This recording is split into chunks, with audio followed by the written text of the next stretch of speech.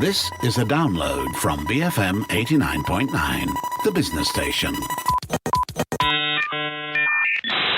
Good afternoon and welcome to the Daily Digest on The Bigger Picture. I'm Sharmila Ganesan together with T. Xiao Ik and Lim Su An.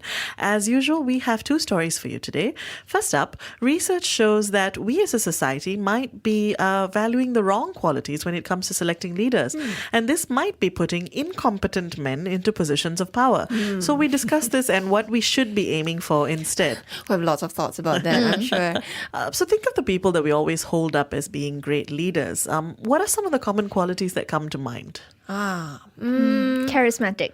Oh, yes, definitely. That sort of Pied Piper quality, right? Where people will follow you and will look up to you and will generally listen to what you say. Yeah, so I guess, maybe confidence as well. Yes, Yeah. that self-assurance that people would be sort of willing to put their trust in you, that you know what you're doing as a leader. Yeah, so the thing is though, research seems to show that we as a society may be emphasizing or looking for the wrong qualities sometimes when it comes to selecting leaders. And this is according to research done by organizational psychologist Thomas Chamorro Premuzic. I hope I'm saying his name right. And he studies the links between gender, personality, and leadership. And according to his findings, our tendency to value particular qualities might be why we keep putting incompetent men in positions of power. So Chamorro Premuzic is also the author of a book called Why Do So Many Incompetent Men Become Leaders and How Do We Fix It? So according to him, discussions on gender, when it comes to leadership, tend to focus on the underrepresentation of women. And we've talked a lot about that as well. And of course, this is largely true as a problem. But he says the bigger problem is that most leaders are incompetent, whether we're talking about in business or in politics. And that for some reason, the qualities that we see as making a good leader tends to actually enable more incompetent men to achieve positions of leadership. So to be clear, he is not saying that men make incompetent leaders. Yeah. What he's saying is that we see more inclined to pick incompetent men for our leadership positions. And Chamorro Premuzic also points out that incompetent leaders have far-reaching negative effects on their followers, on their subordinates, and this ranges from a lack of trust, engagement, and productivity to high levels of stress and burnout as well. So what are we doing wrong when it comes to selecting our leaders? So the research that Chamorro Premuzic has done suggests three main things. Firstly, he says that we're often unable to distinguish between confidence and competence.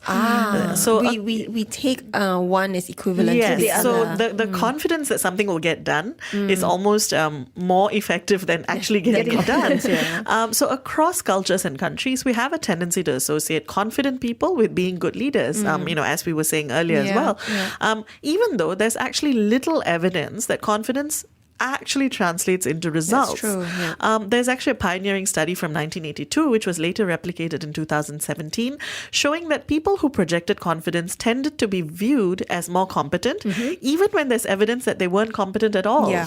So one reason for this is what we call confirmation bias, where we tend to believe what we're told.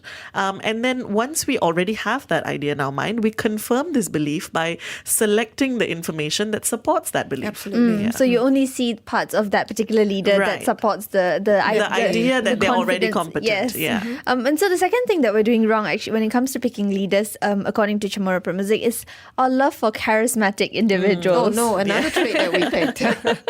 So we are drawn to individuals who are charming and entertaining, and this became a huge factor in the 1960s onwards when the mass media expanded. But of course, the current digital age, I think, has definitely made it the new normal as well. Personalities sell, especially on social media platforms, even though they're not, these people may not exactly make the most effective leaders. I think we've had quite a fill of this. I mean, we are living in an age where a reality TV star, Donald Trump, is a leader of a country. Absolutely. Yeah. And in fact, Chamorro Premuzic says that the best leaders are actually humble to the point of being normal and even boring. So he uses the example of someone like Angela Merkel, who wakes up, has breakfast with her husband, goes to meetings well prepared. She lets other people talk without interrupting them. She doesn't tweet willy-nilly. No, and she makes rational decisions and she attracts no scandals of her own. So no one is hankering I think because of all this, no one is hankering to make a biopic of her, and instead we are making movies of leaders, charismatic leaders who tend to have a dark side. All the scandals So those behind are the them. stories we want to hear and even in many senses are entertained by, right? So essentially, leaders would make good TV. Yes. Oh dear.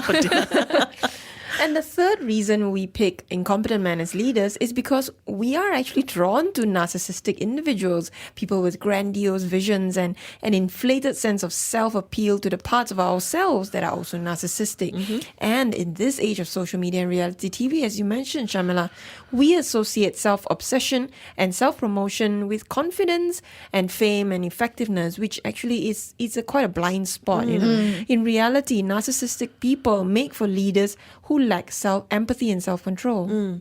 So to get more insight into this, I spoke earlier today to organizational psychologist Hetal Doshi, and I asked her to begin with whether she agrees with the gist of Chamorro Music's research, which is that we as a society value the wrong traits when it comes to assessing good leadership.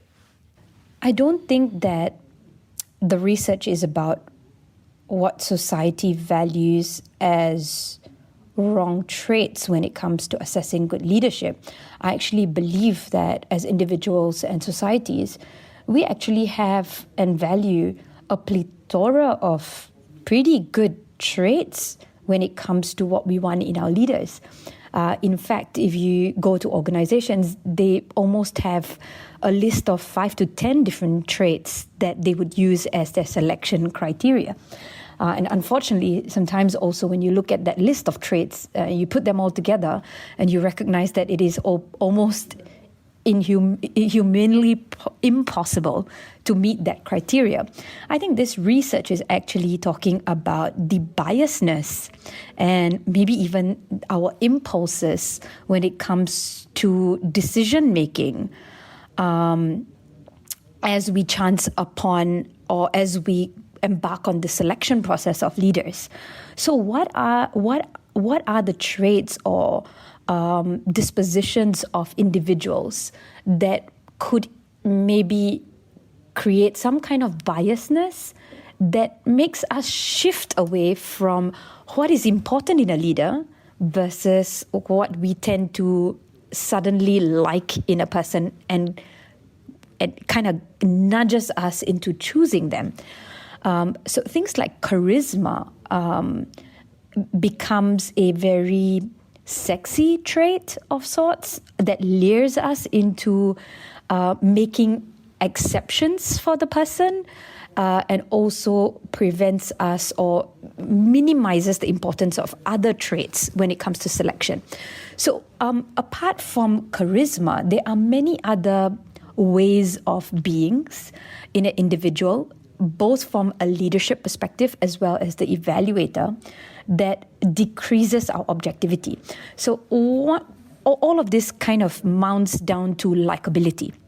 So why do we like charismatic people? Because of the impact that they have on us. They speak our language. They tend to tell us a story that increases an immediate invisible bond between the person and ourselves. They also have a very strong ability to make us feel like we are very important and that through them we will be able to achieve some ideals in life.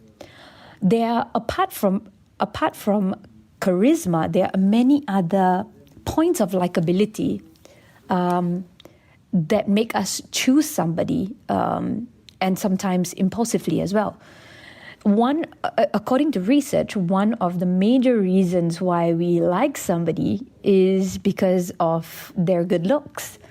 And in a very short period of time, a good-looking person, typically male, so more good-looking males, taller, broader, tend to immediately have a spike in likability ratings.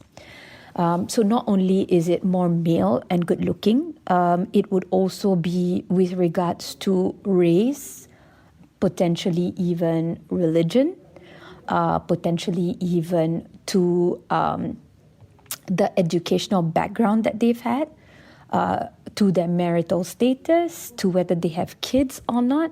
So the entire profile or who this person appears to be, superficially or according to what society deems is socially desirable, tends to steer us away from competence as a means of an objective measure. And I think that's what this research is really about. And so we also asked her how we could use these research findings when it comes to selecting our own leaders. How could we use these research findings? I think there's a lot of value in this. The value of this is to talk about competence versus competence. And I think, it's very important to discern somebody's competence in the ability to do something versus their competence in the ability to take action and actually do it. And this is very difficult to discern and to judge before the event or scenarios have taken place. And so what some organizations have begun to do is to pull in case scenarios to show and maybe even trial periods to get leaders to prove that they can actually get a job done. And more importantly, the consequences if you don't get it done. I think, we as a culture are sometimes a little bit forgiving when it comes to not being able to get the job done when we say that we will get the job done. And that breeds not just, more charismatic individuals, but anyone to have this culture of saying that we can do something, then not being able to do it and not having any consequences for that as well. The second thing that the research shows is our love for charismatic leaders, and I don't think that's ever going to end because human beings will always like human beings who are like them or who they like. And I think maybe what is valuable is to teach people, courses like behavioral economics or our unconscious biases, which is basically about psychology and how our human mind sometimes tricks us into making the wrong decisions.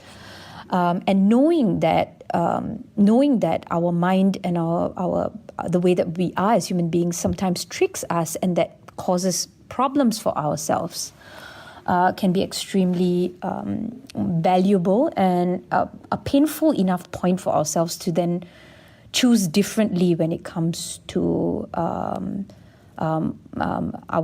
decision-making process.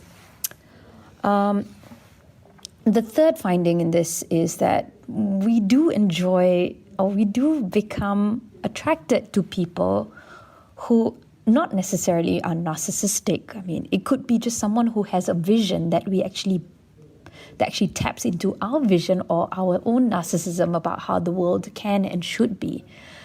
And I think that will never end because as long as someone shares something with us, a vision, a goal, a common interest, we are going to definitely like them. But what I think is even more important than just these findings is to ensure that organizations or governments, communities create their own platform of research to look into the effectiveness of their selection, development, performance of leaders. And not only that, I think once we have made a decision about who our leaders are going to be, there should not only be performance management of the leaders, but I think we should also really set up the followers. Where I experience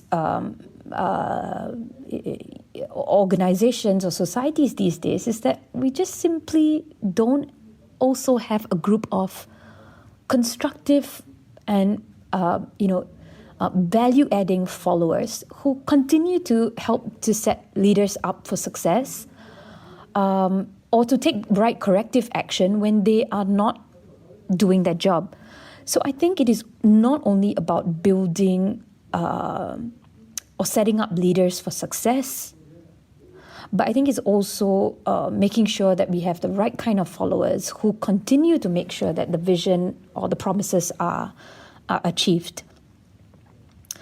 And I think the idea about the whole thing is to make sure that eventually leaders are accountable in their KPI, not only to performance, but also their behaviors and their morality or ethics. So in their KPIs, definitely there should be a huge focus on both their performance as well as their behaviors, and consequences are imposed if that isn't met, but also coaching and development to make sure that they achieve that.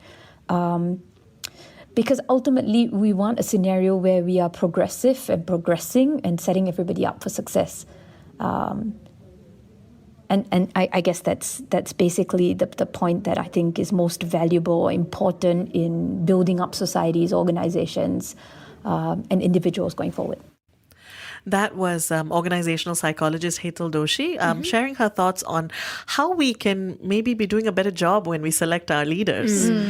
So what can we change in the way that we think of leadership? So besides those things that Hetal just talked about, let's go back to Chamorro Pramuzic's research. So he suggests that we should learn to recognize and look for qualities, and I think Hetal touched on this as well, to look for those qualities that actually make people better leaders, such as competence, humility, integrity, and then he also points out that this would also lead to a higher proportion of females coming into leadership positions, Right. because large-scale scientific studies actually show that women often score higher than men on traits like this. Yeah, we tend to embody more of those characteristics. And another solution that he suggests is for us to go against our instincts. So we all have these built-in biases and blind spots. And often what we think of as intuition is colored by these aspects. And so that makes us continue to affirm possible negative traits in our leaders, because we're not actually rationalizing our decisions and our responses, but rather still sort of it is a very knee-jerk kind of reaction. Yeah, and I think knowing for ourselves that we have that bias within us actually helps us call ourselves out when we lean towards making a decision that's perhaps not as rational as we think it might be. That's right. Yeah. And finally, Chamorro Pramuzicc also says that we should not be asking women to behave more like incompetent men, Right. but instead, such as doing things like taking on boastful or narcissistic traits or relying on self-promotion. But instead, we should actually be building on the positive qualities that women might be able to bring to the table. And furthermore, this also means not ruling out men just because they lack the traditional masculine features that match our flawed archetypes of leadership. But, going back to those qualities that actually on what makes a good leader. So I think that's really interesting, right? That by recognizing that some of these traits are not just excluding women, but also excluding other men that may not match up to this fairly stereotyped idea of what a leader is, actually opens up the space of leadership to many people. Yeah, but I feel that, I mean, obviously solutions are solutions that you would try your best to subscribe to as much as possible, but he does, it seems quite a simplistic view. I mean, just in the sense, if you look at the realities of many, if you look at industries that are largely male dominated as well, and for the very few women who can attain managerial or leadership positions, as it is already, it's been such a difficult journey to get to that point. And very often, I think, for women to feel that to be heard at all or to be taken seriously, they have to speak in a language and adopt the same traits as the her peers around her, and that may mean then coming back to these traits that are not about competence but about selling yourself better. Yeah, I think it goes back to what you said, Shamla, just recognizing that you have that bias so that when you are picking a leader next, you know what sort of biases that you have and you know how to actually actively work against whatever that's ingrained in you. But it's tough, isn't it? Because we are starting off with a larger pool of men who are, considered as leaders, or who can even reach those levels. In the first place, women already, we lose out women at every level. And I know that this then becomes a sort of large, complex problem, but it goes back to the stuff that we talk about so often on our shows. The idea that you can't change an adult or organizations until you change the way we raise our kids, the way we decide, how a boy should behave versus how a girl should behave. Right. Why is a guy more likely to be confident than a woman? These are questions that are very complex. And you're right. It does go back to upbringing, isn't it? How we are treating kids in the schoolroom, in the playground, and how perhaps boys may feel like they can force their way through more often than other boys who don't have those traits, or girls. Yeah, and the relationships that they see around them as well. Yeah. Well, that is all the time we have for this discussion today. But if you have any thoughts on it, you can continue to tweet us at BFM Radio. You can WhatsApp us at 018-789-8899. Or you can call us at 03-7733-2900. We do need to take a quick break, but first, here's Follow the Sun by The Beatles. Thank you for listening to this podcast. To find more great interviews, go to bfm.my or find us on iTunes. BFM 89.9, the business station.